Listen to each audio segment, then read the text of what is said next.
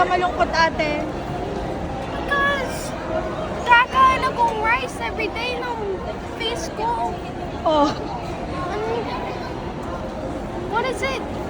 ano? Chubby. Chubby na ang face mo. Oo. Bakit? Kasi kanin. Kanin ka ng kanin. Tapos na ako. Lagi ka nagkakanin. Tapos na ako. Hindi ka nakakain ng rice. Hindi. Lagi ka kang tusino. Tapos Kasi, rice. kasi, sarap yun. Sarap yan. Sarap yun. Sarap yun. But, Masarap kumain. pag may... Masarap ka kumain. Chubby ka na.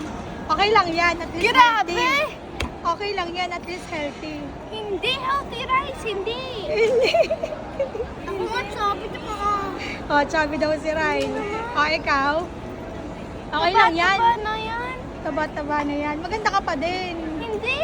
Eh siya, mag-diet ng rice. Filipino ito. Rice everywhere. Hindi. Every single... Bakit sa Pupunta. Amerika ba hindi mag-rice? Hindi. Not much. Ano kinakain sa Amerika? Rice pa hindi everyday. Dito everyday kanin. Breakfast, lunch, dinner. Sa Amerika, ano kinakain mo? Other things like steak or salad. Ayun. Okay lang yan. Cute ka nga. Ang ganda mo nga.